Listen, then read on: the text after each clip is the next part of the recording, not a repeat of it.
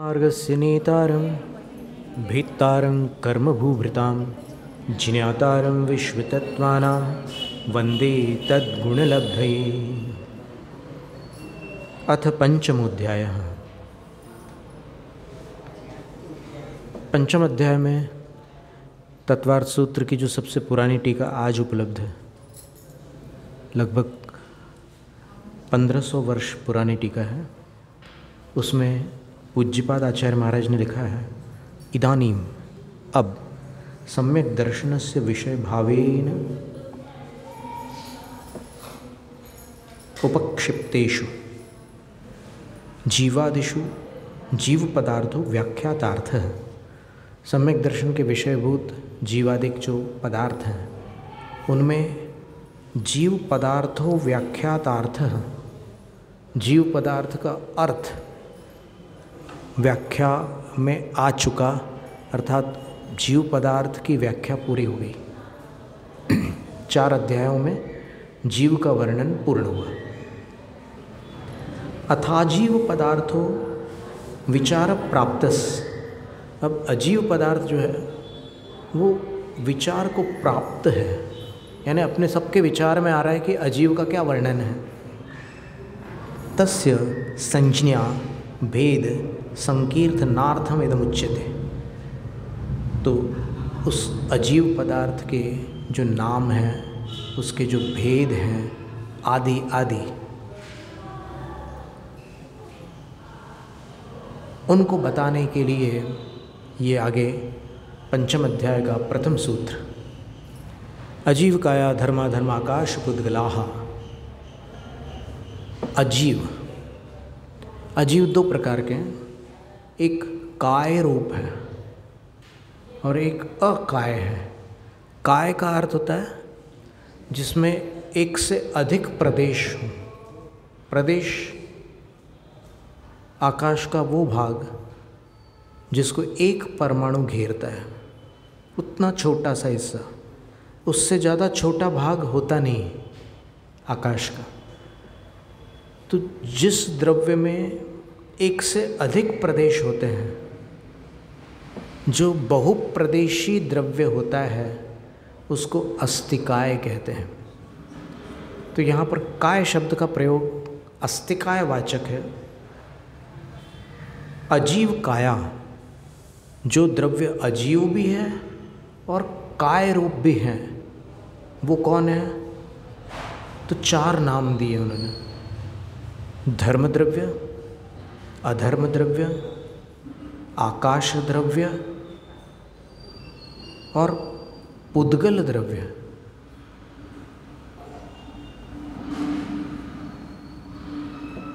ये 4 बहुप्रदेशी हैं।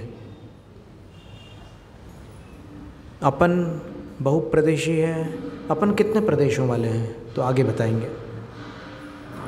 और ये जो 4 काय बताए हैं, अजीव काय, ये द्रव्याणि, द्रव्य हैं। ये कोई और वस्तु नहीं है, ये चारों द्रव्य हैं। तो द्रव्य और भी होते हैं क्या 4 के अतिरिक्त? तो आगामी सूत्र में कह रहे हैं, थोड़ी सीटी आ रही है इसमें, इसको ऐसे घुमाना।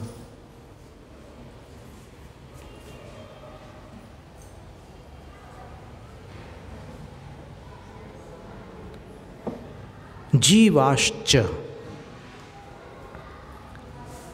जीव भी द्रव्य हैं। ये 4 तो द्रव्य हैं ही हैं, लेकिन जीव भी द्रव्य हैं। अब अजीव के अध्याय में जीव को बताने की क्या आवश्यकता है? जीव को नहीं बता रहे हैं, केवल इतना बता रहे हैं कि जीव भी द्रव्य है। और बहुवचन क्यों है? क्योंकि जीव बहुत प्रकार के हैं, इसलिए। आगे इसी अध्याय में बताएंगे कि काल भी एक द्रव्य है, लेकिन वहाँ पर एक वचन का प्रयोग किया, क्योंकि काल के भेद प्रभेद नहीं होते।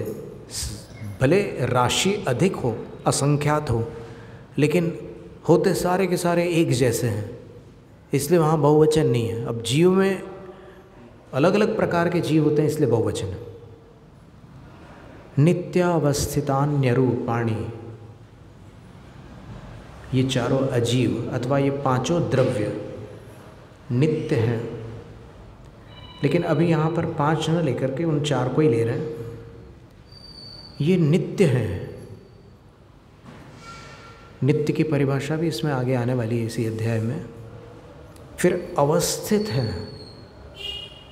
अवस्थित का अर्थ होता है कि जितने हैं उतने ही रहते हैं, न घटते हैं न बढ़ते हैं।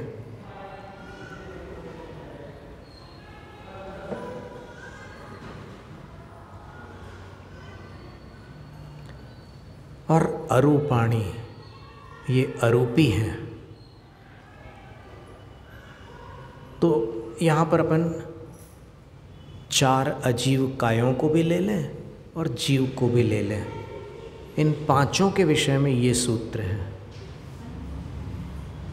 ये नित्य है, जीव भी नित्य है, धर्म द्रव्य भी नित्य है, अधर्म द्रव्य भी नित्य है, अभी भी सीटी है, आकाश द्रव्य भी नित्य है,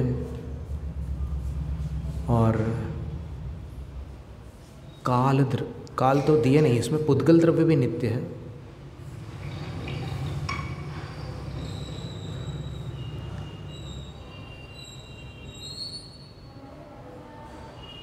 पुद्गल को कैसे करेंगे?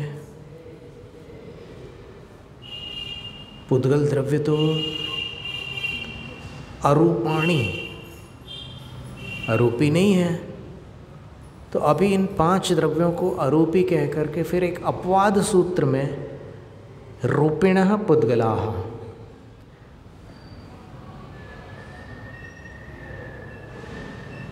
अपवाद सूत्र में क्या होता है कि जो ऊपर बात कही है उसमें से कुछ अपवाद निकालते हैं। बोले कि भाई 5 में से 4 अरूपी है, नित्य तो 5 हैं, अवस्थित भी 5 हैं, लेकिन अरूपी केवल एक द्रव्य है जो नहीं है।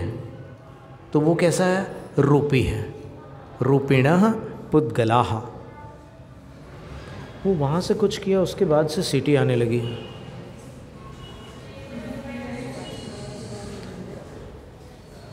उसको वहाँ से कम कर दीजिए आप वॉल्यूम।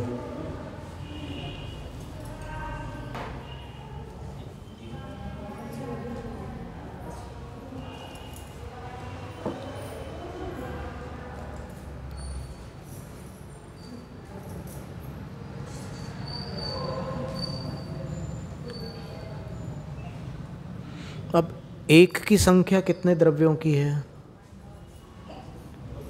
ऐसे कितने द्रव्य हैं जो गिनती में 1 हैं? तो उसके लिए उत्तर देते हैं आकाशादेक द्रव्याणि। आकाश तक के जो द्रव्य हैं वो 1 हैं। आकाश तक के द्रव्य कौन से? धर्माकाश, वो पहले सूत्र में थे ना, धर्म अधर्म और आकाश द्रव्य 1 हैं। निष्क्रियाणि च, और वो तीनों निष्क्रिय हैं। निष्क्रिय का अर्थ होता है हलचली से रहित है। आकाश भी हिलता डुलता नहीं है, धर्म द्रव्य भी हिलता डुलता नहीं है, और अधर्म द्रव्य भी हिलता डुलता नहीं है। अब कौन सा द्रव्य कितना बड़ा होता है? तो साउंड आ ही नहीं रहा, तो फिर कोई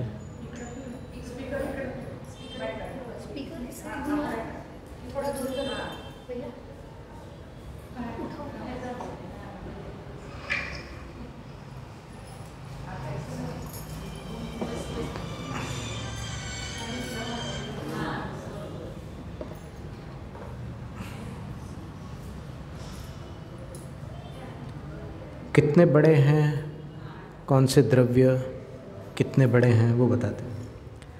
असंख्याः प्रदेशा धर्माधर्मैक जीवानाम। धर्म द्रव्य, अधर्म द्रव्य और एक जीव द्रव्य, इनके तुल्य असंख्य प्रदेश हैं, अर्थात समान असंख्यात प्रदेश हैं। तो धर्म द्रव्य के कितने प्रदेश हैं? जितने लोकाकाश के प्रदेश हैं उतने। अधर्म द्रव्य के कितने प्रदेश हैं? जितने लोकाकाश के प्रदेश हैं उतने। एक जीव द्रव्य के कितने प्रदेश हैं? जितने लोकाकाश के प्रदेश हैं उतने। इसीलिए तो केवली समुद्घात में जब लोक पूर्ण करते हैं तो लोक के एक एक प्रदेश पर केवली भगवान की आत्मा का एक एक प्रदेश हो जाता है उतने एक समय के लिए। आकाशस्य अनंताः, आकाश के अनंत प्रदेश हैं, क्योंकि आकाश लोक तक सीमित नहीं है, अलोक में भी है। अलोक में अन्य कोई द्रव्य नहीं है, अकेला आकाश है।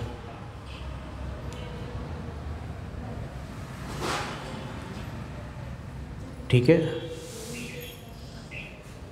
4 द्रव्यों के प्रदेश बता दिए।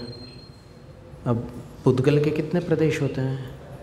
बोले संख्यया संख्ययाश्च पुद्गलानाम।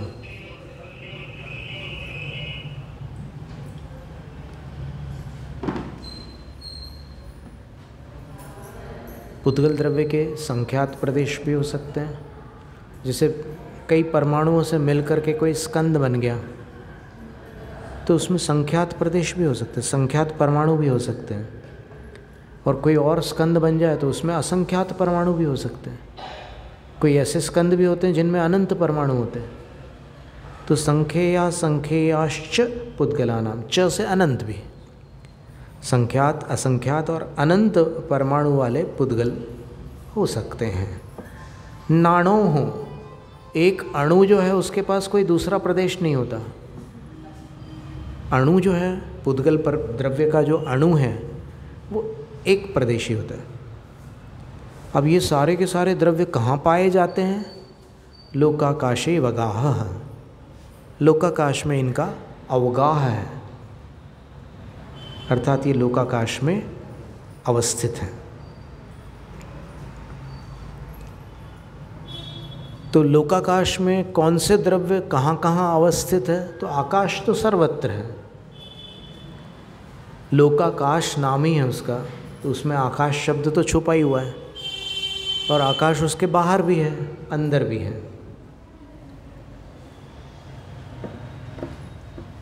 बाकी द्रव्य कैसे क्या है? तो बोले धर्मा धर्मयोः कृत्स्ने, धर्म और अधर्म है, इन दो का जो अवगाह है लोकाकाश में वो कृत्स्ने लोकाकाश है, संपूर्ण लोकाकाश में है। लोकाकाश का कोई भी ऐसा स्थान नहीं है जहाँ धर्म और अधर्म द्रव्य न हो, सर्वत्र है। फिर पुद्गल कितने स्थान में है? तो बोल रहे हैं एक प्रदेशादिषु भाज्य पुद्गलानाम, पुद्गल एक प्रदेश में भी है, और आदि शब्द से 2 में भी है, 3, 4, 5, 6 संख्यात और असंख्यात तक के चले जाओ आप, उन सब में पुद्गल विभाजित हो सकते हैं। कुछ छोटे स्कंद है, कुछ बड़े स्कंद हैं, तो सब प्रकार के पुद्गल हैं। और जीव कितने स्थान में रहता है? तो बता रहे हैं असंख्येय भागादिषु जीवानाम, लोकाकाश वैसे भी असंख्यात प्रदेशी है, लेकिन असंख्यात के असंख्यात भेद हैं। तो जीव लोकाकाश के असंख्यातवें भाग में रह सकता है। सूक्ष्म लब्धि अपर्याप्तक निगोदिया जीव अपनी उत्पत्ति के तीसरे समय में जीव द्रव्य की सर्वजगन्य अवगाहना वाला होता है। सबसे छोटा जीव कौन है?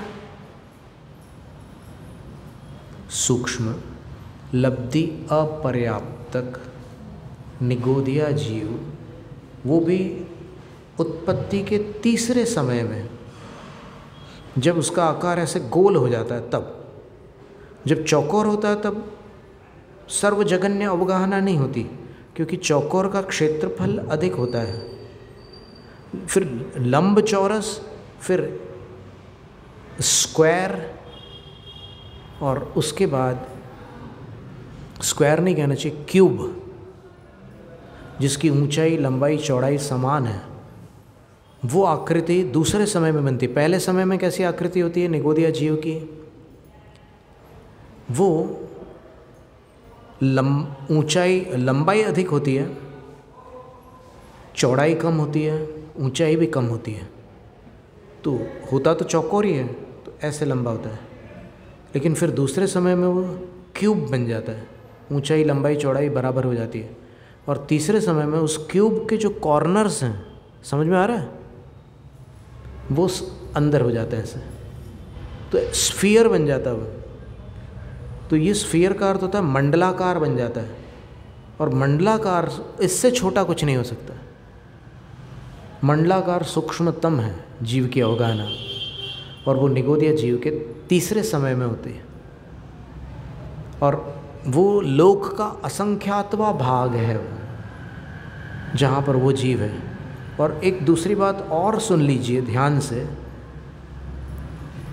कि पुद्गलों के बारे में कहा था कि एक प्रदेश को आदि लेकर कुछ पुद्गल एक प्रदेश में रह लेते हैं, कुछ पुद्गल 2, 3, 4 संख्यात असंख्यात प्रदेशों में रहते हैं। लेकिन जीव के विषय में नियम है कि वो संख्यात प्रदेशों में नहीं रह सकता, भले ही वो सबसे छोटा जीव हो, लेकिन उतने स्थान में भी आकाश के असंख्यात प्रदेश होते हैं।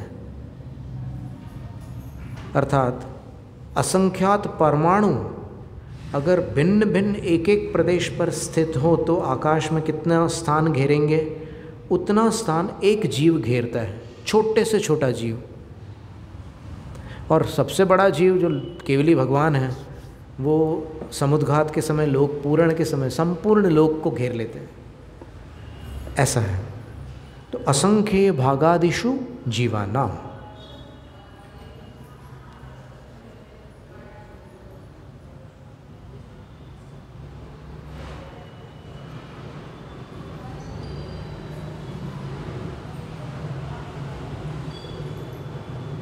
ये एक जीव की बात कर रहे हैं, और अनेक जीवों को अगर देखें तो फिर वो तो पूरे लोक में भरे ही हुए हैं, सब जगह कोई भी स्थान खाली नहीं है, सब जगह जीव जीव जीव जीव है। जो खाली भाग अपने को दिख रहा है वहाँ भी जीव है, वो जीव दिख नहीं रहे हैं पर हैं। तो ये कैसे होता है कि जीव छोटे स्थान में भी समा जाता है, बड़े में भी समा जाता है, ऐसी क्या बात है? तो फिर आचार्य उत्तर देते हैं, प्रदेश संहार विसर्पाभ्याम प्रदीपवत। जैसे एक बर्तन में दीपक को रखो तो उस बर्तन में उसका प्रकाश रहेगा, और अगर उसी दीपक को एक डब्बे में रखो तो डब्बे में प्रकाश रहेगा, और अगर उसको एक किसी कमरे में रख दो तो कमरे में प्रकाश हो जाएगा। इसी प्रकार जब जीव दीपक के समान है, चींटी के शरीर में रहता है तो वो चींटी के शरीर के बराबर हो जाता है, और जब वो कुत्ते के शरीर में रहता है तो उसके बराबर हो जाता है, हाथी के शरीर में रहता है तो उसके बराबर हो जाता है, और 27 हाथियों जितनी बड़ी जो ब्लू व्हेल मछली है उसके शरीर में अगर चला जाए तो उतना बड़ा हो जाता है। और उधर स्वयंभू रमण आदि समुद्र में जो बड़े बड़े मत्स्य बताए हैं, जिनको अपन ने तो देखा नहीं कभी इस जन्म में, तो उनके शरीर में अगर चला जाए तो उतना बड़ा हो जाता है। तो ऐसा क्या है? प्रदेश संहार विसर्पण, वो उसके पास, जीव के पास ऐसी क्षमता है कि वो सिकुड़ भी सकता है और फैल भी सकता है। बस इस शक्ति के कारण वो जिस शरीर में चला जाता है वैसा हो जाता है। और अपन अपना ही देखो ना, जब पैदा हुए थे तब कितने छोटे से शरीर में थे, और अब इतने बड़े होने के बाद इतने शरीर में फैल गए कि नहीं। अब इससे ज़्यादा उदाहरण की ज़रूरत क्या है? फिर बाहर जाने की ज़रूरत ही नहीं है, अपना ही उदाहरण सबसे बड़ा है। तो ऐसा है। अब कौन सा द्रव्य क्या काम करता है, किस द्रव्य का क्या उपकार है? तो आचार्य कहते हैं, गतिस्थित्युपग्रहो धर्माधर्मयोर उपकारः। धर्म द्रव्य और अधर्म द्रव्य का ये उपकार है कि धर्म द्रव्य होगा तो बाकी द्रव्य, जहाँ जहाँ धर्म द्रव्य है वहाँ पर गतिमान हो सकेंगे। जैसे जहाँ जहाँ पटरी है वहाँ पर ट्रेन गतिमान होती है ना। और जहाँ जहाँ रोड है वहाँ पर, और जो वहाँ रोड के लायक जो भी यंत्र आदि हैं वो गतिमान होते हैं। तो जहाँ धर्म द्रव्य संपूर्ण लोक में है, तो वो अब गतिमान द्रव्य कितने हैं? तो उधर कहा था ना निष्क्रियाणि च, याद है आपको? अब भी सूत्र आया था एक, धर्म द्रव्य, अधर्म द्रव्य और आकाश द्रव्य, ये निष्क्रिय है, अर्थात इनमें कोई हलचल ही नहीं होती है। ये तो अपन ने पढ़ा था अभी। तो हलचल ही किन में होती है? जीव और पुद्गल में।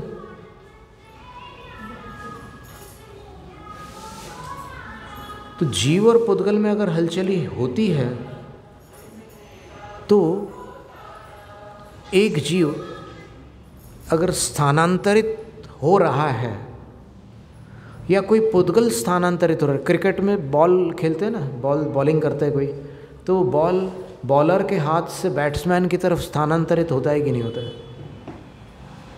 तो ये जितना भी स्थानांतरण हो रहा है दुनिया भर में, वो किसका उपकार है? धर्म द्रव्य का। यहाँ पर धर्म द्रव्य की बात चल रही है, यहाँ पर वो रत्नत्रय धर्म या 10 लक्षण धर्म की बात नहीं है, यहाँ धर्म द्रव्य की बात। एक द्रव्य है, एक पदार्थ है, तो उसमें वो तो अचल रहता है, लेकिन वो चलने वालों को सहयोग देता है। उदाहरण दिया है तोयम जहम अच्छाणम, जैसे पानी मछलियों के लिए तैरने में सहायक है।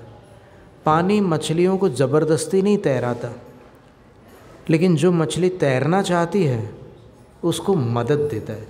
इसी प्रकार यहाँ पर जगत में जो ये धर्म द्रव्य है वो सभी पदार्थ जीव और पुद्गलों के लिए गमन में सहकारी है।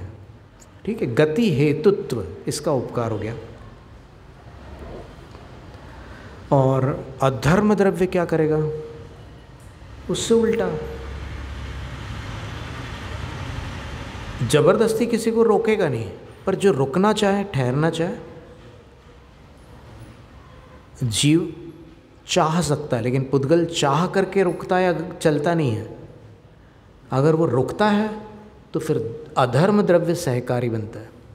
जैसे छाया जह पहियाणम, जैसे गर्मियों के मौसम में कोई पथिक चला जा रहा है, धूप सहन नहीं हो रही है, तो फिर जैसे छाया उसके ठहरने में सहायक होती है, वैसे ही अधर्म द्रव्य जीव और पुद्गलों के ठहरने में सहायक होता है।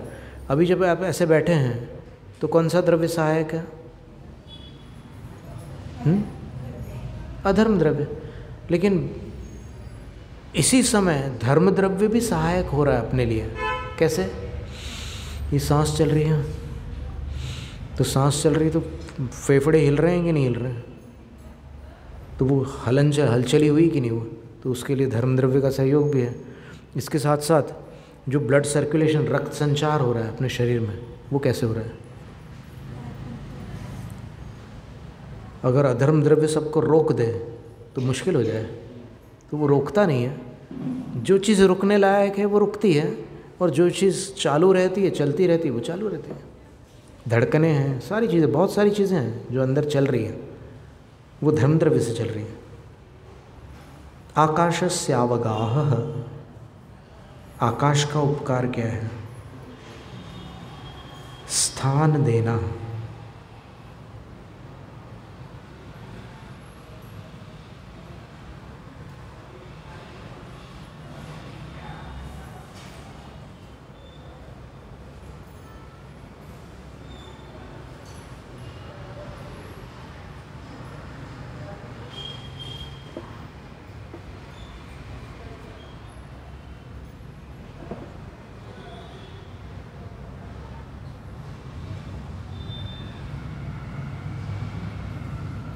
अब ये धर्म द्रव्य, अधर्म द्रव्य, आकाश द्रव्य आदि, ये कुछ ऐसे द्रव्य हैं जो केवली भगवान के बिना कोई नहीं जान सकते।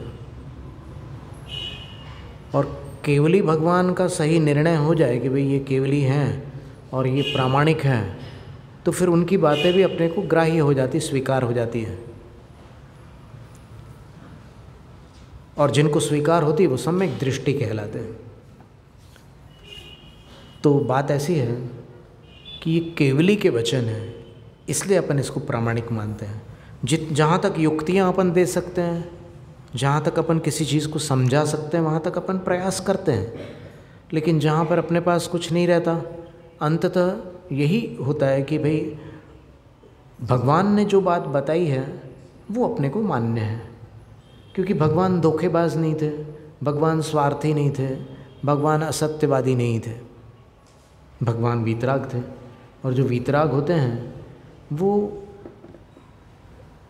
कोई ऐसा उपद्रवी कथन क्यों करेंगे, किसी को परेशान थोड़ी करना चाहेंगे वो, क्योंकि तुम ये धर्म द्रव्य अधर्म द्रव्य वगैरह सब मैं जो बता रहा हूँ उसको सीख लो और फिर उसको रटते रहो और सबको पढ़ाते रहना बोले। ऐसा तो नहीं था, जो चीज़ थी वो उन्होंने बताई है। आकाशस्यावगाह, आकाश का उपकार जो है वो स्थान देना है, सब द्रव्यों को स्थान देता है आकाश। पुद्गल द्रव्य का क्या उपकार है?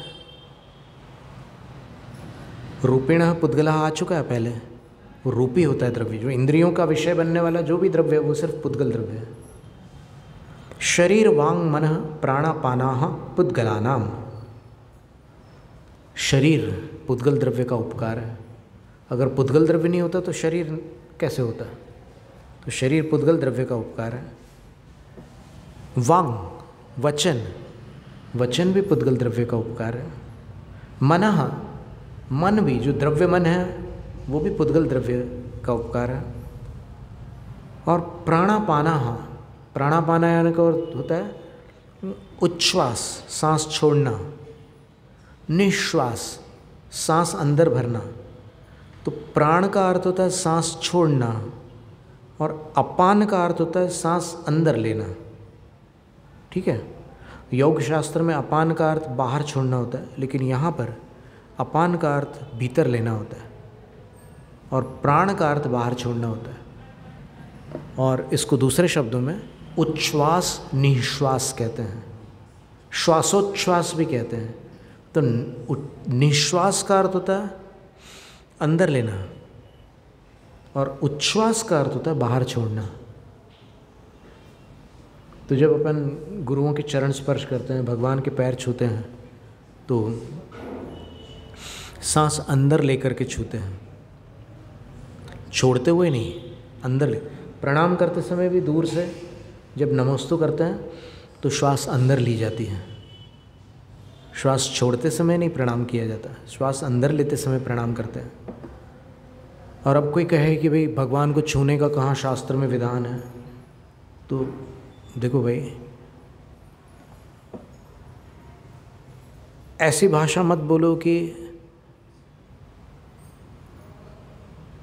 ये उजागर हो जाए कि आपकी मान्यता इससे अलग है, जो बात यहाँ कही जा रही है।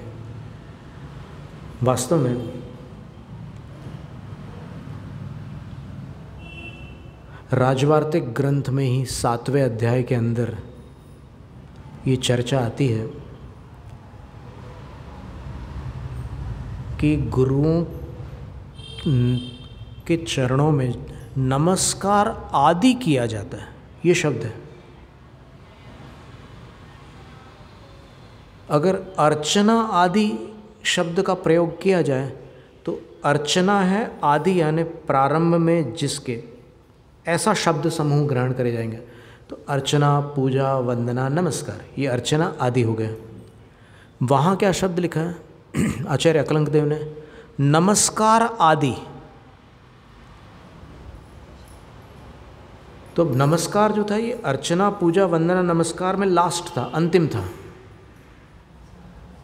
तो अब नमस्कार आदि का अर्थ क्या है बताइए?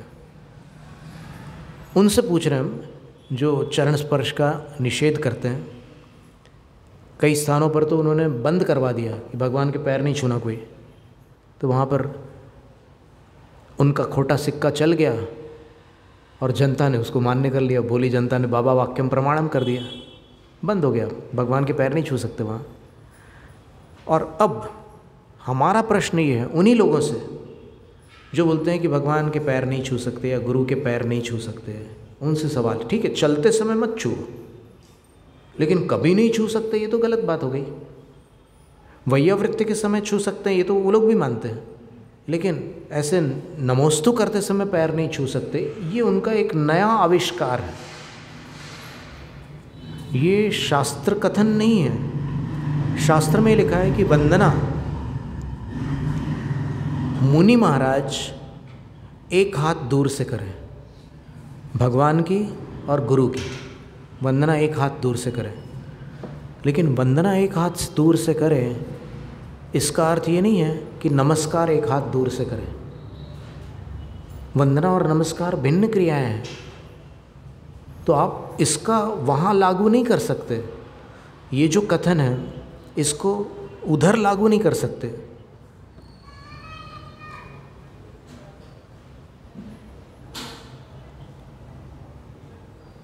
कहीं की बात कहीं और लगाना उचित नहीं है। तो नमस्कार आदि में क्या आएगा?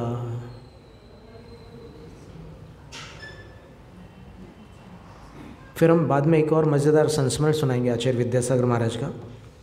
नमस्कार आदि में, नमस्कार तो अंत में था, फिर वहाँ नमस्कार आदि शब्द लिखा है अकलंक आचार्य महाराज ने, तो कोई ना कोई रहस्य होगा ना। तो क्या हो सकता है?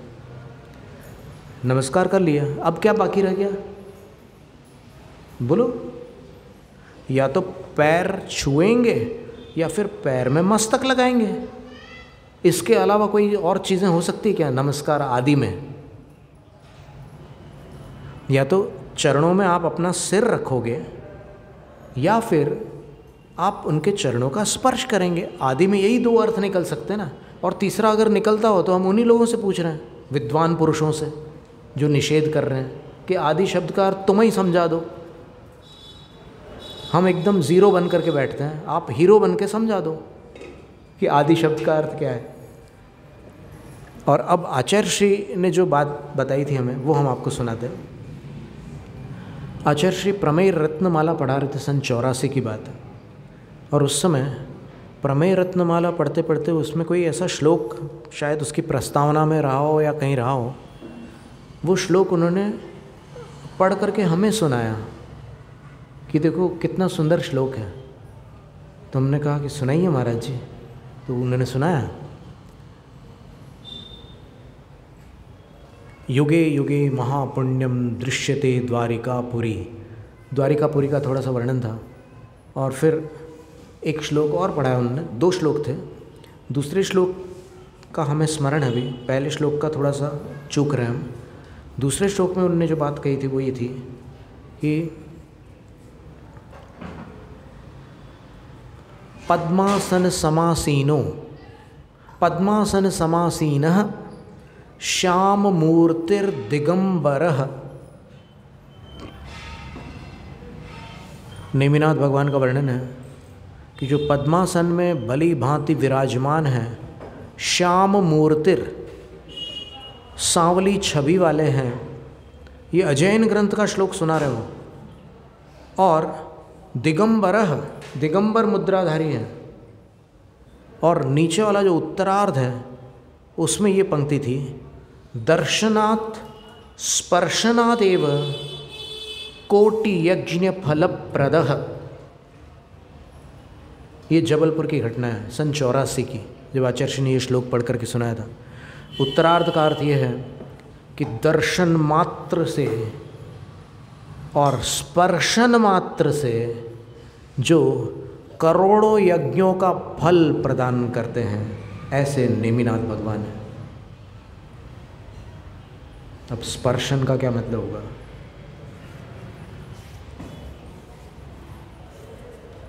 भगवान के चरणों को ही तो छूते हैं ना। और अभिषेक मार्जन आदि के समय की बात अलग है, वहाँ तो दूसरी एक विधि है।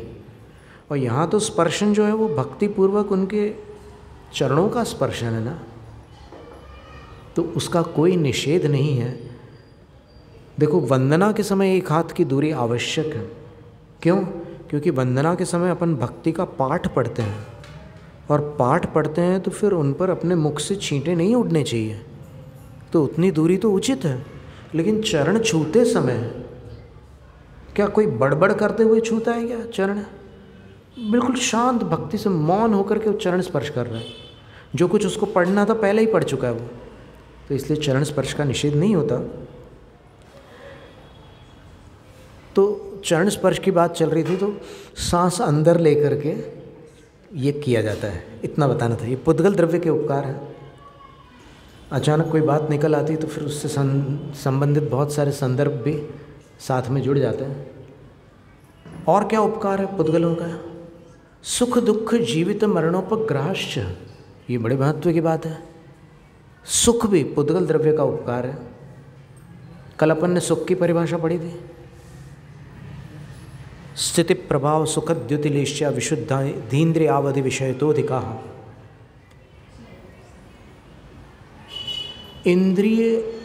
इंद्रियार्थानुभव सुखम, इंद्रिय के विषय का भोग करना सुख है, वो पुद्गल से संबंधित है। अतीन्द्रिय सुख का संबंध पुद्गल से नहीं है। अभी यहाँ पर जिस सुख की बात कर रही है वो पौद्गलिक सुख की बात है। फिर दुख, दुख भी पुद्गल के निमित्त होता है। आप देखिए दुख, कितने प्रकार के दुख हैं, उनका संबंध आगे पीछे कहीं ना कहीं से पुद्गल के साथ जुड़ जाता है। अब ये इसको उपकार कह रहे हैं पुद्गल का। उपकार क्यों कह रहे हैं दुख को? दुख तो अपकार है, उपकार क्यों कह रहे हैं? इसका उत्तर है कि दुख के बिना सुख का मूल्यांकन नहीं होता। दुख नहीं होगा तो सुख की क्या कीमत है? और दूसरी बात, दुखात प्रीति ही, उपकार की बात हो रही है ना। नीति वाक्यामृत में सोमदेव सूर्य आचार्य लिखते हैं कि संसारी प्राणी को धर्म से प्रेम कब होता है? दुखात प्रीति, दुख के कारण होता है। अगर सुख ही सुख हो ना, तो अभी जैसे आप देखिए कई ऐसे लोग हैं जिनकी उम्र सुख सुविधाओं में गुजर रही है, वो थोड़ा कम जुड़े मिलेंगे आपको धर्म से। और जिनके जीवन में थोड़ी परीक्षाएं हुई है, वो जम के जुड़े हुए मिलेंगे भगवान से, धर्म से। और देखिए शांत्यष्टक स्तोत्र के पहले काव्य में पूज्यपाद आचार्य महाराज ने क्या लिखा? न स्नेहात् शरणम प्रयांति भगवन् पादद्वयम् ते। आपके चरण युगल की शरण को स्नेह से कोई नहीं प्राप्त करता, किसी को स्नेह नहीं आपके चरणों से। हेतुस्तत्र, उसमें हेतु कौन है, कारण क्या है? विचित्र दुख निचय संसार घोरण, विचित्र दुखों का, नाना प्रकार के दुखों का जो समूह संसार सागर है, बस वो दुखों का समूह ही आपके चरणों से प्रीति का कारण है, आपके चरणों की शरण में आने का हेतु है। तो दुख पुद्गल द्रव्य का उपकार है। बहुत से लोग दुख के कारण ही दीक्षा लेते हैं। अभी तपस्वी सम्राट आचार्य सन्मति सागर महाराज श्री के संग में एक शिष्य थे, उनके एक मुनिराज थे। उनसे किसी ने पूछा कि आपको वैराग्य कैसे हुआ? तो बोले कि मैंने जिस बेटी को बचपन से पाला पोसा, जिस दिन उसका विवाह होने वाला था, वो विवाह मंडप से किसी और के साथ चली गई।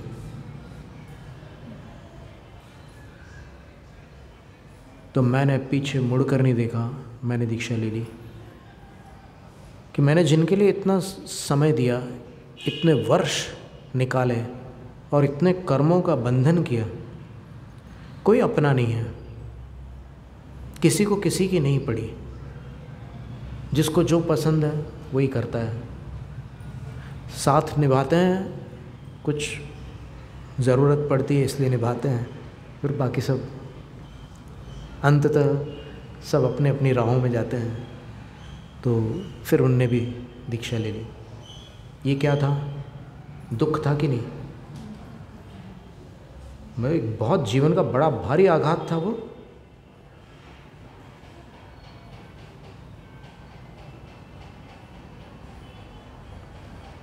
आज सवेरे हमने एक वाक्य बोला था कि जो उलझन से सुलझे हैं वो वापस उलझन में नहीं पड़ते। स्मरण है? एक आचार्य के मुख की बात है ये। उन्होंने हमसे श्रवण बिल्कुल में कहा था कि जो गृहस्थी का त्याग करके साधु बने हैं वो फिर उस तरफ मुड़कर नहीं देखते, और जिन्होंने कई चीज़ें नहीं देखी और दीक्षा ली है, संभव है कहीं उनका मन लुभा जाए। तो ये दुख ही मनुष्य को सद्बुद्धि देता है। सुख में तो सद्बुद्धि भी दुर्बुद्धि बन जाते हैं, और दुख में दुर्बुद्धि भी सद्बुद्धि बन जाते हैं। फिर जीवन भी पुद्गल का उपकार है। आयु कर्म का उदय जब तक है तब तक वो जीवित रहेगा, पुद्गल का उपकार है। और मरण भी पुद्गल का उपकार। मरण उपकार है। कोई कहेगा कि भाई मरण में तो बड़ी भारी स्थिति होती है, फिर उपकार कैसे? उपकार इसलिए है क्योंकि आप कल्पना करिए, मान लो आपको 200 साल की आयु मिल जाए तो आप झेल पाओगे? सब कुछ बदल जाएगा और आपकी विचारधारा कोई काम आएगी नहीं वहाँ पर आगे, या तो आपको बदलना पड़ेगा समय के अनुसार।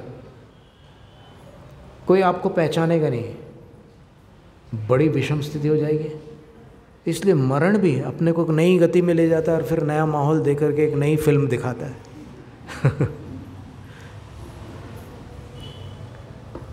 तो मरण भी उपकार है।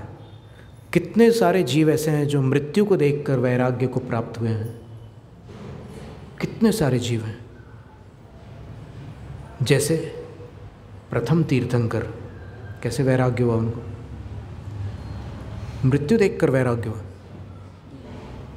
स्वयं हमारा भी जीवन क्रम ऐसा ही था कि हम किसी की मृत्यु के कारण ही विरक्त होकर इस मार्ग पर आए। तो मरण का भी उपकार है। और जीवों का क्या उपकार? ये तो पुद्गल के उपकार हो गए। जीवों का क्या उपकार है? बोले परस्पर उपग्रहो जीवानाम, एक दूसरे का भला करना जीवों का उपकार है। काल द्रव्य का क्या उपकार? अब देखो काल की बात आई, अभी तक काल का नाम नहीं था, पर चूंकि सब द्रव्यों के उपकार बता रहे हैं तो फिर उस द्रव्य का भी उपकार बता देते हैं जो अजीव है लेकिन काय नहीं है।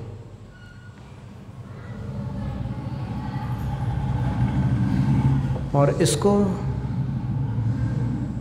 श्वेतांबर लोग द्रव्य नहीं मानते काल को।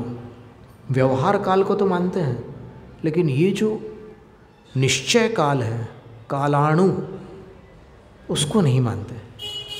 उनके तत्वार्थ सूत्र पाठ में, इसमें आगे एक सूत्र आने वाला है तब बता देते हैं। अभी तो अपन ये समझते हैं कि काल का उपकार क्या है। वर्तना परिणाम क्रिया परत्वा परत्वेच कालस्य।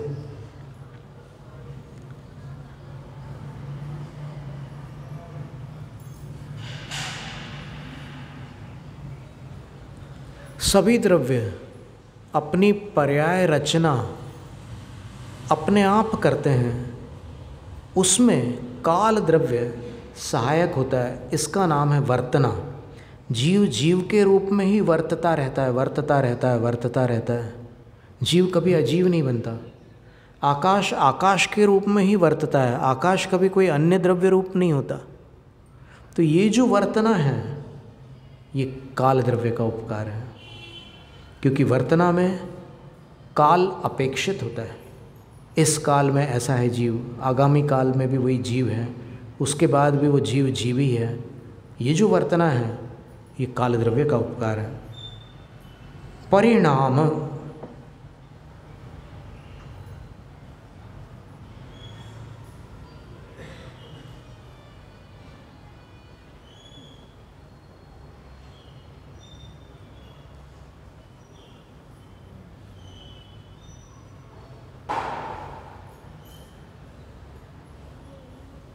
परिणाम शब्द की परिभाषा आगे एक सूत्र में देने वाले हैं, तो वो भी काल द्रव्य का उपकार है।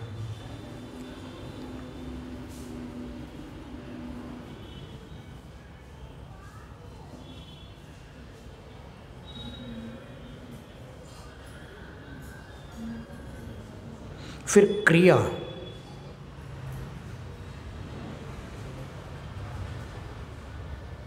क्रिया भी काल द्रव्य का उपकार है। क्रिया का अर्थ क्या होता है? दो प्रकार की क्रिया होती है, एक स्पंदन रूप और दूसरी स्थानांतरण रूप। जैसे ये हाथ ऐसे कंपित हो रहा है, शीतकाल में शरीर कांपता है, पर व्यक्ति एक ही जगह खड़ा है, वो कहीं जा नहीं रहा है, तो ये भी एक क्रिया हुई। और दूसरी क्रिया वो है कि वो एक जगह से दूसरी जगह चला जाए, वो भी क्रिया है। फिर परत्व और अपरत्व भी काल का उपकार है। परत्व का अर्थ होता है कि किसी के बच्चों को कोई देखता है और पूछता है कि इनमें बड़ा कौन है, छोटा कौन है, सब एक जैसे ही दिख रहे हैं अभी तो फिर बोलता है कि नहीं, ये जो कोने में बैठा हुआ है ये सबसे बड़ा है, और ये मझला है और वो छोटू है, ऐसा बोलते हैं। तो ये छोटा बड़ा का भेद कहाँ से आया? काल द्रव्य से। काल नहीं होता तो कौन छोटा कौन बड़ा होता? तो ये काल का उपकार है।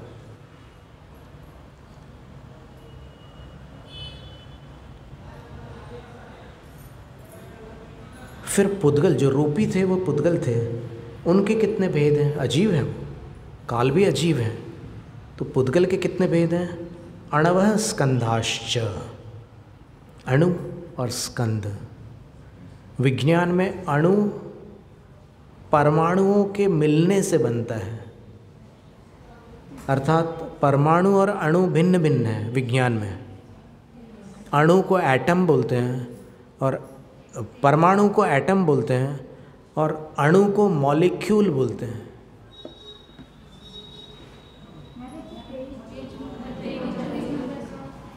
सूत्र कोई छूटा है? अच्छा हाँ, पेजेस कुछ वो हो गए। चलो फिर से पीछे की तरफ आते हैं। परत्व अपरत्व काल द्रव्य 23 नंबर का। स्पर्श रस गंध वर्णवंतः पुद्गलाः। स्पर्श, रस, गंध और वर्ण से वंतः जो संपन्न होते हैं वे पुद्गलाः, पुद्गल होते हैं। पुद्गल द्रव्य में स्पर्श भी होता है, पुद्गल द्रव्य में रस भी होता है, पुद्गल द्रव्य में गंध भी होती है, पुद्गल द्रव्य में वर्ण भी होता है। अब किसी पुद्गल में कोई प्रधान होता है और कोई गौण होता है। जैसे हवा है तो हवा में वर्ण प्रधान नहीं है, वर्ण होता अवश्य है वायु में। आपको हम एक उदाहरण देते हैं। वायु का वर्ण आपने देखा है? अभी आप कहोगे कि नहीं देखा है, लेकिन हम आपको स्मरण कराते हैं कि आपने देखा है। कहाँ देखा है? कि जब आप शिखर जी या कोई बहुत ऊंची पहाड़ी की तरफ जाते हैं तो उस समय क्या होता है कि बीच में निरभ्र आकाश है, कहीं कोई बादल या कुछ भी नहीं है, एकदम स्वच्छ वातावरण है। फिर भी आप पहाड़ को दूर से देखते हैं तो फिर बीच में कुछ दिखता है आपको, कोई ग्रे कलर टाइप का कुछ या ब्लूइश ग्रे कलर जैसा दिखता है आपको। वो क्या है? वो इतने किलोमीटर्स की जो वायु है उसकी मोटाई के कारण आपको वो वैसा दिखता है। तो वायु का भी वर्ण होता है, पर उसमें वर्ण की प्रधानता न होने के कारण स्पर्श की प्रधानता है वायु में। गर्म हवा, ठंडी हवा, ये स्पर्श प्रधान है।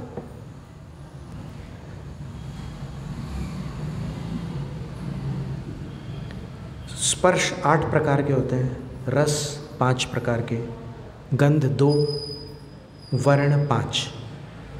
तो इनसे युक्त पुद्गल द्रव्य होते हैं।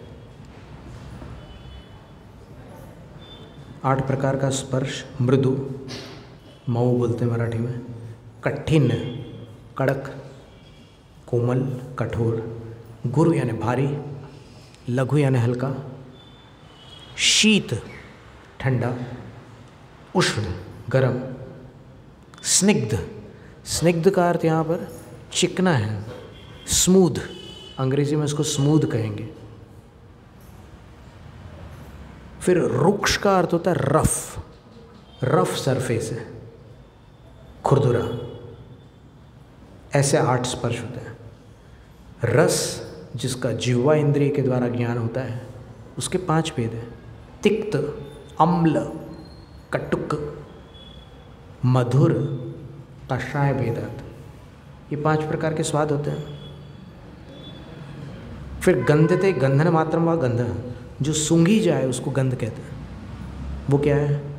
सुरभि असुरभि इति, सुरभि गंध और असुरभि गंध। सुरभि को सुगंध भी कहते हैं, और असुरभि को दुर्गंध कहते हैं। फिर वर्ण, वर्ण क्या है? जो आँखों का विषय बने। आँख आकार को नहीं देखती, उस रंग को देखती है। कृष्ण, नील, पीत, शुक्ल, लोहित भेदात, लोहित यानी रेड, लाल। अब इनके मिक्सचर से दुनिया भर के रंग बन जाते हैं। जैसे नीले में पीला मिला दो, कौन सा रंग बनेगा? हरा बन जाएगा। और लाल में नीला बना दो तो क्या बनेगा? बैंगनी बन जाएगा। तो इस तरह बहुत प्रकार के रंग बन जाते हैं।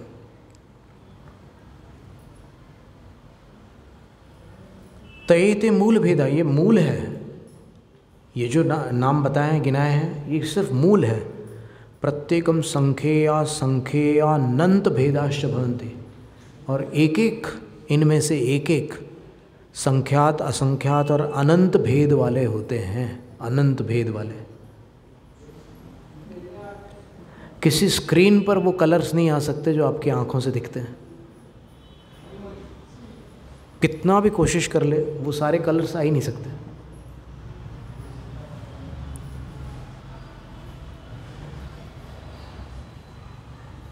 पुद्गल के बारे में और जानकारी देने के लिए स्कंद के बताते हैं।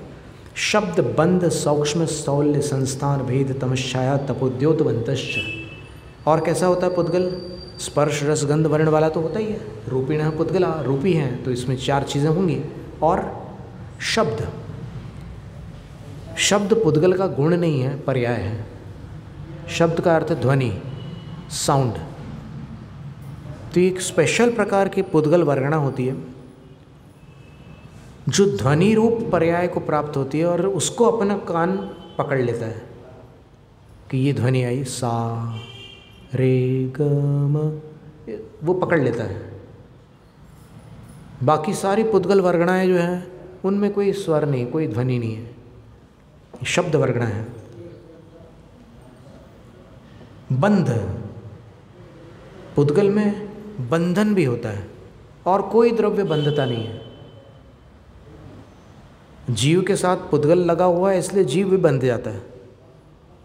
जैसे गाय के गले में रस्सी बांधोगे तो बंधेगी रस्सी से रस्सी, लेकिन गाय भी बंध जाएगी साथ में। तो कार्मण्य शरीर के साथ कर्मों का बंध होता है, आत्म प्रदेशों तक अंदर संश्लेष हो जाता है, जीव भी बंधन को प्राप्त हो जाता है। बंध है। सौक्ष्म्य, सौक्ष्म्य का अर्थ होता है सूक्ष्मता। ये भी पुद्गल द्रव्य का कार्य है। सूक्ष्मता का मतलब क्या है कि 2 प्रकार की सूक्ष्मता होती है। एक तो तुलनात्मक सूक्ष्मता, जैसे कभी कभी बोलते हैं कि कोई छोटा सा जीव दिख जाए, अरे बड़ा सूक्ष्म जीव है। और दूसरी आत्यंतिक सूक्ष्मता, एकदम सूक्ष्म है वो कहीं से भी आर पार हो जाए। वो वज्र पटल का भी उसको कोई वो नहीं है, डायमंड के अंदर से भी आर पार निकल जाए। जो छोटे सूक्ष्म जीव होते हैं वो आर पार हो जाते हैं, पर अपन जिनको बोलचाल में सूक्ष्म जीव कहते हैं वो नहीं। वो सूक्ष्म जीव अपनी आँखों से भी नहीं दिख सकते, ऐसे जीव। फिर स्थौल्य, स्थूलता भी एक सापेक्ष स्थूलता है और एक आत्यंतिक है। स्थूलता का अर्थ होता है बड़ा। तुलना करके देखो तो ये, जैसे कभी कभी पूछते हैं ना किसी से, एक शून्य बनाया, फिर एक दूसरा शून्य बनाया, तीसरा शून्य बनाया, और फिर पूछते हैं कि इसमें सबसे बड़ा कौन सा बताओ। तो वो सापेक्ष तुलना है, इससे बड़ा ये है, इससे बड़ा ये है, इसको भी स्थूलता कहते हैं। और फिर सबसे बड़ा क्या है? महास्कंद वर्गणा, पूरे लोक के बराबर एक पुद्गल स्कंद है, और वो सूक्ष्म है लेकिन सबसे स्थूल है, आकार में सबसे बड़ा है, ऐसा। फिर संस्थान, संस्थान का अर्थ होता है आकृति। भेद का अर्थ होता है टुकड़े। तम का अर्थ होता है अंधकार। छाया का अर्थ होता है, छाया के दो भेद हैं, एक तो प्रकाश का अवरोध करने से पड़ने वाली छाया, और दूसरा प्रतिबिंब रूप जो छाया, जिसको छाया चित्र कहते थे ना, वो रिफ्लेक्शन। ये भी सब पुद्गल के काम है। आतप, आतप का अर्थ है धूप, धूप भी पुद्गल का उपकार है। और उद्योत, उद्योत का अर्थ होता है चांदनी, अथवा ऐसा प्रकाश जो आँखों को शीतल लगता है, आँखों को तकलीफ़ नहीं देता, उद्योत। जैसे जुगनू का प्रकाश, चंद्रमा का प्रकाश है, ट्यूबलाइट का प्रकाश है, आँखों को तकलीफ़ नहीं होती है, वो उद्योत है। अणव स्कंदाश, पुद्गल के और भेद है, अणु और स्कंद। तो यहाँ पर अणु का मतलब एक अविभागी पुद्गल, परमाणु, परमाणु को ही अणु कहते हैं। स्कंद का अर्थ होता है उन सब का मिला हुआ। कैसे उत्पन्न होते हैं? तो भेद संघातेभ्य उत्पद्यते। स्कंद जो होते हैं वो कैसे उत्पन्न होते हैं? तो भेदन से और संघात से। संघात का अर्थ होता है मिलाना। जैसे उदाहरण के लिए एक उदाहरण दिया जाता है कि कोई रोटी बना रहा है, भाकरी या फिर और कोई पूरी बना रहा है, तो स्कंद है, उस उतनी आकृति की उसको बनानी है पूरी, तो वहाँ से वो जो कनक तैयार होता है ना, आटा गीला करके, उसको लेता है, फिर देखता है कि थोड़ा ज़्यादा आ गया है, तो ये यहाँ से भेद किया था, फिर यहाँ से फिर भेद करके उसमें मिला दिया वापस जहाँ से निकाला था, तो वो संघात करके फिर से स्कंद बन गया दूसरा, और यहाँ से भेद करके ये स्कंद निकला है। फिर इसको वैसे बेला, तला, पूरी तैयार है। तो ये भेद संघातेभ्य उत्पद्यन्ते। और भेद संघात के साथ साथ भेद संघात, दोनों एक साथ भी हो सकते हैं। अकेले भेद से, अकेले संघात से, और कुछ भेद और कुछ संघात से ये स्कंद उत्पन्न होते हैं।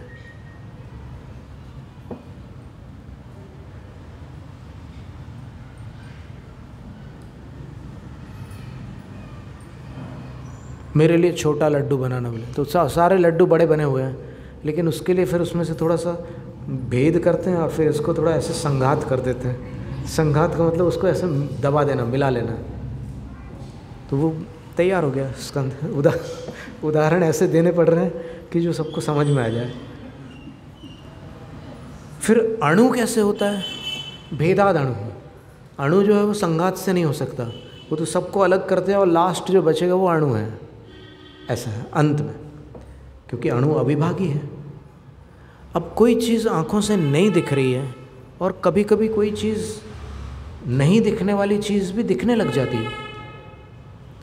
जैसे आप वही उसी का उदाहरण लेते हैं, जैसे आपने उसको बेलन से तैयार किया सब कुछ, और उसके बाद जब काम पूरा हो गया तो वो जो पटा रहता है जिसके ऊपर वो आप बेलते हैं, तो तो उसको अगर आप ऐसे हाथ से ये करते हैं तो फिर उसमें से भी कुछ ऐसे वो निकलते हैं कुछ। तो वो पहले अचाक्षुष था, आँखों से नहीं दिख रहा था, लेकिन बोलते हैं भेद संघाताभ्याम चाक्षुष, थोड़ा आगे पीछे किया तो फिर वो चाक्षुष हो गया, आँखों से दिखने लग गया। तो कई कुछ स्कंद ऐसे होते हैं जो भेद और संघात के माध्यम से चाक्षुष बनते हैं, आँखों से दृष्टिगोचर होते हैं। चाक्षुष का अर्थ होता है आँखों से देखने वाला। सत द्रव्य लक्षणम, पुद्गल की बात पूरी हो गई। अब द्रव्य का लक्षण क्या है? अभी ऊपर द्रव्याणी शब्द आया था ना कि ये पांचों द्रव्य है। अभी छठे द्रव्य की बात अभी बता देंगे, चिंता मत करना, नहीं तो आपके दिमाग में वो 6 की संख्या लटक रही होगी, तो अभी शांति रखना। तो सत द्रव्य लक्षण, सत ये द्रव्य का लक्षण है। लक्षण का अर्थ पहचान। तो प्रश्न आता है कि सत क्या चीज़ है? सवेरे सत के बारे में बात निकली थी ना। सत का अर्थ होता है प्रशस्त, भला, सज्जन, सत्पुरुष। तो आचार्य कहते हैं उत्पाद व्यय द्रव्य युक्तम सत। उत्पाद व्यय और द्रव्य से युक्त जो भी है उसका नाम है सत। एक ही वस्तु में तीनों चीजें एक साथ हैं और उसका नाम है सत। हर वस्तु का अस्तित्व इन तीनों को एक साथ अपने में लिए हुए है। उत्पाद का अर्थ होता है कुछ ना कुछ उसमें नया उत्पन्न हो रहा है। व्यय का अर्थ क्या होता है? कुछ पुराना समाप्त हो रहा है। और द्रव्य का अर्थ क्या होता है? कि कुछ स्थायी भी है। उस दिन उदाहरण दिया था जैसे आचार्य महाराज का उदाहरण ये है कि ये उंगली है, ऐसे मोड़ दी तो क्या हुआ? सीधी पर्याय का व्यय हुआ, टेढ़ी पर्याय का उत्पाद हुआ। इसमें काल भेद था क्या? पहले व्यय हुआ या उत्पाद हुआ? सोच के बोलना, अब भी फंस जाओगे आप। दोनों साथ में ही होते हैं। देखो, इसका व्यय ही इसका उत्पाद है, इसका उत्पाद ही उसका व्यय है, एक साथ होते हैं दोनों। सीधी पर्याय और टेढ़ी पर्याय एक साथ नहीं होती, लेकिन सीधी पर्याय का नाश और टेढ़ी पर्याय की उत्पत्ति एक साथ होती है। आया समझ में? देखो, आप दो पर्याय देखोगे ना तो फिर आपको कन्फ्यूजन होगा, आप उलझ जाएंगे कि नहीं सीधी पर्याय और टेढ़ी पर्याय तो अलग अलग पर्याय है, निश्चित रूप से अलग अलग पर्याय है, लेकिन इसका नाश ही तो ये है ना। तो नाश और उत्पत्ति में अंतर कहाँ रहा? काल भेद कहाँ हुआ? एक साथ है। तो उत्पाद व्यय और द्रव्य, और उंगली की वही के वही है या उंगली बदल गई? ये अपन ने ऐसे टेढ़ी की तो ये उंगली आ गई क्या? नहीं, वही उंगली थी। तो ये द्रव्य है, इससे युक्त जो होता है उसको सत कहते हैं, और वो सत द्रव्य की पहचान है। प्रत्येक द्रव्य में उत्पाद व्यय द्रव्य हमेशा रहता है। तद्भावाव्ययम नित्यम, नित्य शब्द आया था पहले, हमने कहा था कि बाद में सूत्र आने वाला है उसकी परिभाषा को देने वाला। तो सूत्र क्या है परिभाषा का? नित्य का अर्थ होता है तद्भाव का अव्यय। अव्यय का अर्थ, व्यय का अर्थ होता है विनाश, अव्यय का अर्थ होता है अविनाश। तद्भाव, द्रव्य की उस रूपता का, चेतन की चेतन रूपता, जड़ की जड़ रूपता, जीव का जीवत्व, पुद्गल का जड़त्व आदि जो भी है, वो अविनाश बने रहते हैं, अविनष्ट रहते हैं, उसी का नाम नित्य है। मतलब सीधी सी बात है, नित्य का मतलब स्थायी, परमानेंसी, उसको नित्य कहते हैं। और विथ ए चेंज उसको उत्पाद व्यय कहते हैं। तद्भावाव्ययम नित्यम। अब किसी का शंकाकार का प्रश्न है कि भाई ये कैसी बात है कि यहाँ नष्ट भी हो रहा है, उत्पन्न भी हो रहा है और फिर स्थायी भी है, ये सारी बातें दिमाग में नहीं घुस रही है, ये कैसे सिद्ध करोगे आप? तो आचार्य बोलते हैं कि सुनो, अर्पिता नर्पित सिद्धेहे। अर्पित का अर्थ है जिसको अपन लक्षित करते हैं, प्रधान करते हैं, और अनर्पित का अर्थ है जिसको अपन गौण करते हैं, पीछे करते हैं। जैसे आप अगर उत्पत्ति को प्रधान करोगे तो फिर आपको ये चीज़ दिखेगी, उसका जो स्थायीपना है वो नहीं दिखेगा।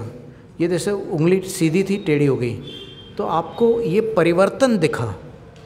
क्यों? क्योंकि आपने उस परिवर्तन पर दृष्टि डाली।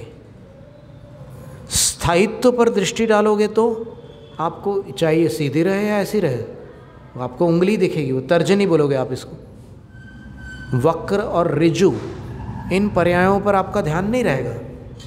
तो जिसको मुख्य किया जाता है उसको अर्पित कहते हैं, जिसको गौण किया जाता है उसको अनर्पित कहते हैं। जैसे किसी का परिचय दे रहे हैं, परिचय क्या दे रहे हैं?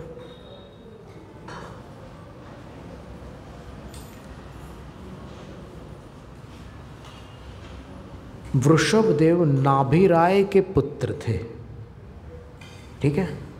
अर्पित कौन हुआ? पिता, ठीक है ना। तो पिता की दृष्टि से वो पुत्र थे। अब एक दूसरा कथन देखिए, वहाँ पर क्या कर रहे हैं? वृषभदेव भरत के पिता थे, बाहुबली के पिता थे। तो अब क्या हो गया? उस समय पुत्रत्व को प्रधान करके उनका वर्णन किया था और इस समय पितृत्व को प्रधान करके उनका वर्णन किया जा रहा है। तो जिसको प्रधान करते हैं उसको अर्पित कहते हैं, जिसको अप्रधान करते हैं, गौण करते हैं, उसको अनर्पित कहते हैं। और इसी से सारी दुनिया के सारा व्यवहार सिद्ध होता है और पूरा आगम सिद्ध होता है। अगर ये एक सूत्र इतना भारी है तत्वार्थ सूत्र में कि इस सूत्र पर पूरा जैन आगम टिका हुआ है।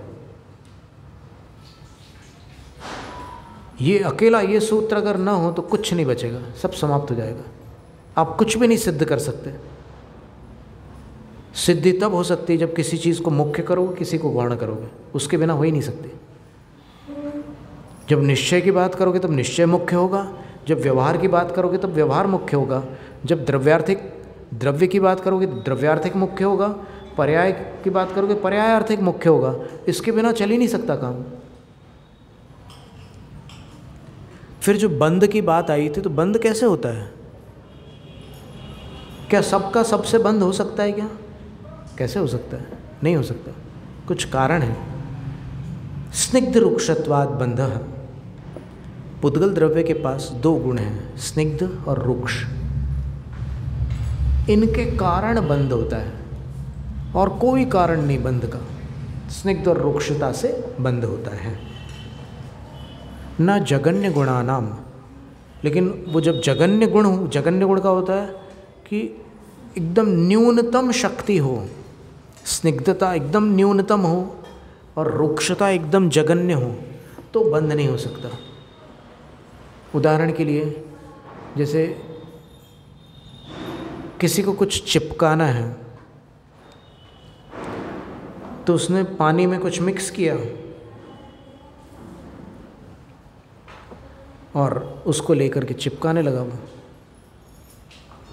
वो इतना ज़्यादा पानी मिला दिया उसने, वो चिपक ही नहीं रहा है। तो न जगन्य गुणानाम, जब वो उसकी शक्ति एकदम वीक होगी, बहुत कमज़ोर होगी, तो फिर बंध नहीं हो सकता। और कब नहीं होता बंध? गुण साम्य सदृशानाम, जब दोनों में समान गुण होंगे, यानी आपको इसके साथ इसका बंध करना है तो इसके गुण और इसके गुण अगर समान हुए तो बंध नहीं होगा। और सदृशा नाम न बंध, एक समान है तो बंध नहीं हुआ। चुंबक में नॉर्थ और नॉर्थ को आप लगाओगे तो क्या होगा? Like poles repel each other, unlike poles attract each other, science का नियम है। तो वो नहीं चिपकेंगे नहीं वो। तो यही स्थिति यहाँ पर भी है। फिर बंध होता कब है? तो आचार्य उत्तर देते हैं, द्व्यधिकादि गुणानाम तु बंध भवति। जब दोनों में दो का डिफरेंस होता है, उसका जो पावर है, जैसे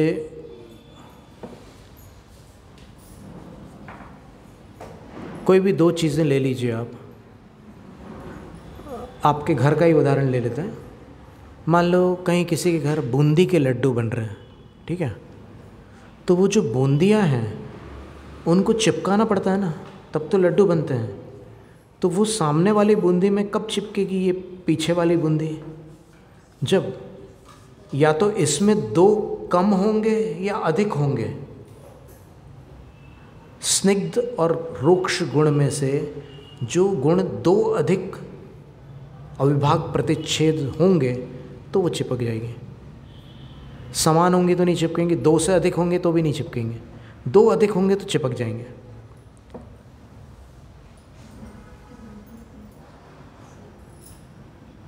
बंधे धिकौ पारिणामिकौ च। अब ये मज़ेदार बात है कि उस बंध में जो दो अधिक गुण वाला होगा वो कम वाले को पारिणामिक अपने रूप परिणमा लेगा। इसका उदाहरण है,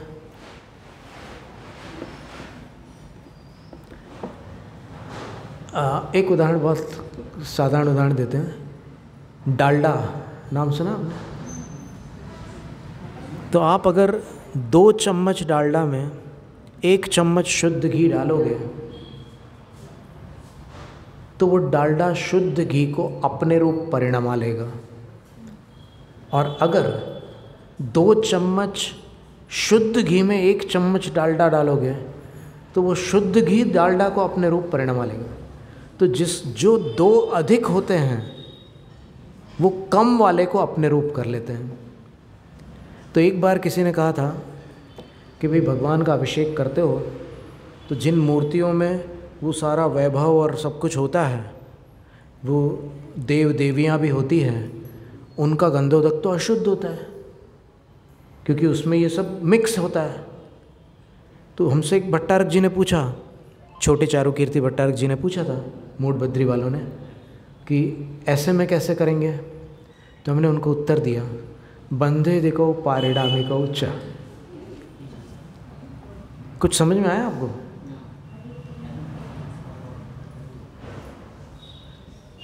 कौन ज़्यादा पावरफुल है? देखो वो मूर्ति जो है उसमें यक्ष यक्षी भी साथ में है, भगवान भी है, और वो अभिषेक कर रहे हैं तो फिर वो सब मिक्स हो रहा है। तो फिर वो गंधोदक दूषित होगा क्या भगवान का? जो लोग कह रहे हैं उनको पता नहीं है बंधे धिकौ पारिणामिकौ च का अर्थ क्या है। बंधे धिकौ पारिणामिकौ च का अर्थ क्या है? किनका गंधोदक ज़्यादा पावरफुल है? भगवान का। तो फिर वो गंधोदक उसको अपने रूप परिणमा लेगा, इसलिए गंधोदक कभी अशुद्ध हो ही नहीं सकता। निर्मलम निर्मलीकरणम, वो खुद निर्मल होता है, दूसरों को निर्मल कर देता है। पवित्रम पापनाशनम, पवित्र होता है, पापों का नाशक होता है। जिन गंधोदकम वंदे, जिन गंधोदक की मैं वंदना करता हूँ, और आप करती हूँ जिनको बोलना वो करती हूँ बोलना, अष्ट कर्म विनाशकम, 8 कर्मों का विनाशक। बंधे धिकौ पारिणामिकौ च, बहुत मज़ेदार सूत्र। गुण पर्यायवत द्रव्यम, द्रव्य को दूसरे ढंग से क्या कह सकते हैं? अभी तो कहा था कि सद्द्रव्य लक्षणम, तो बोले गुण और पर्यायों वाला द्रव्य होता है। अन्य मतों में ऐसा मानते हैं कि गुण बाद में आता है, द्रव्य में सतो गुण योगात सत द्रव्यम। अन्य मत में ये माना जाता है कि सत गुण के योग से सद्गुण योगात सद्द्रव्यम।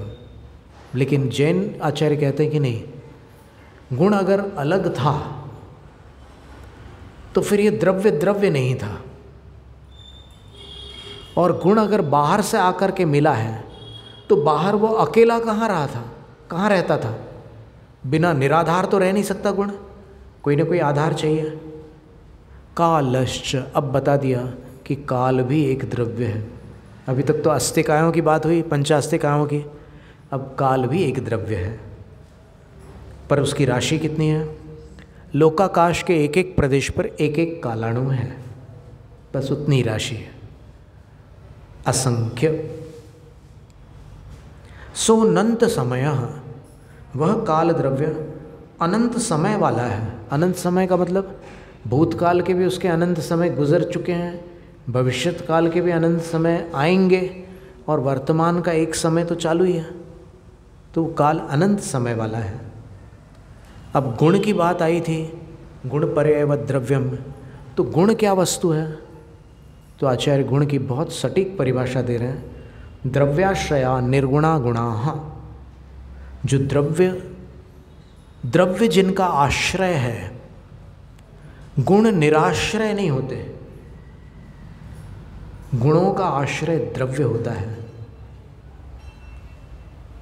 और निर्गुणा, गुण को गुण आश्रय नहीं दे सकते। तो एक गुण निर्गुण इसलिए होता है कि उसमें कोई दूसरा गुण नहीं हो सकता।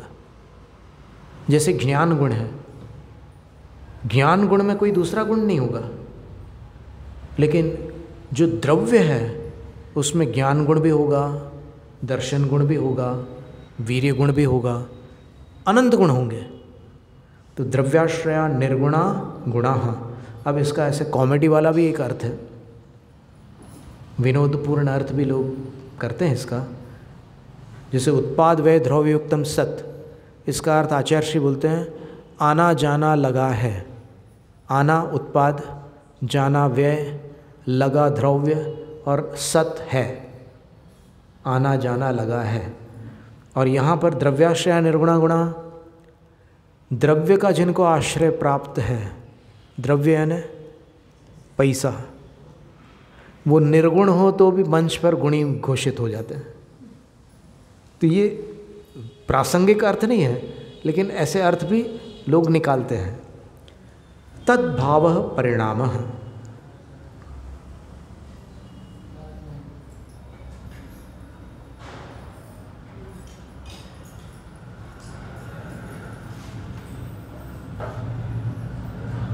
परिणाम शब्द आया था काल द्रव्य के उपकारों में, तो यहाँ कह रहे हैं कि तद्भावः परिणामः, उसका जो अस्तित्व है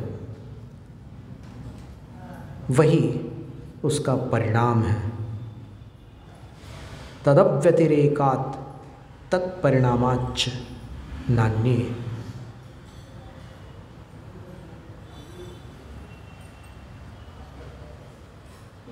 धर्मादीनि द्रव्याणि येन आत्मना भवन्ति तद्भावः तत्त्वं परिणाम इति। धर्मादिक द्रव्य जिस रूप से अपने अस्तित्व को प्राप्त है वही उनका परिणाम है, वही उनका पारिणामिकपना है, सहज स्वभाव है, उसको तद्भाव कहते हैं। इति तत्वार्थ सूत्रे अपरनाम मोक्ष शास्त्रे पंचमोध्यायः।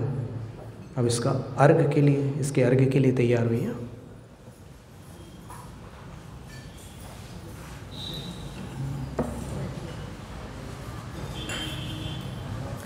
अजीवकाय तद्भेदा उपग्रहा अवस्थिति कालश्च पुद्गलस्कंधा गुणद्रव्याणि पंचमे। ओम ह्रीं तत्वार्थ सूत्रापरनाम मोक्षशास्त्रस्य पंचमाध्याय कृते अर्घ्यं निर्वपामीति स्वाहा।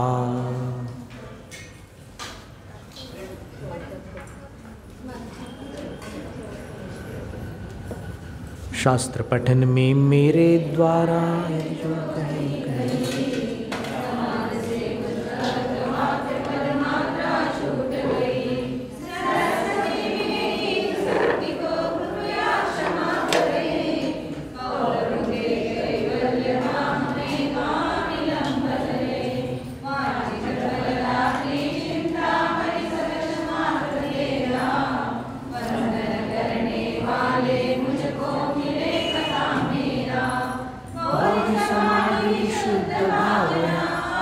चालू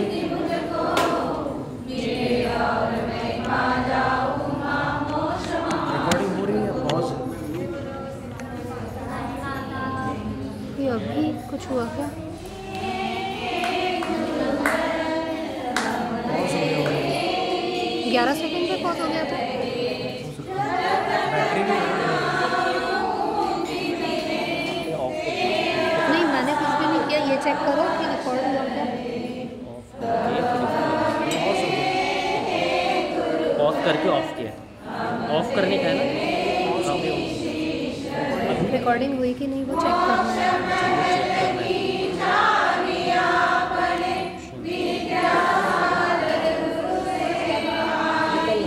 निकल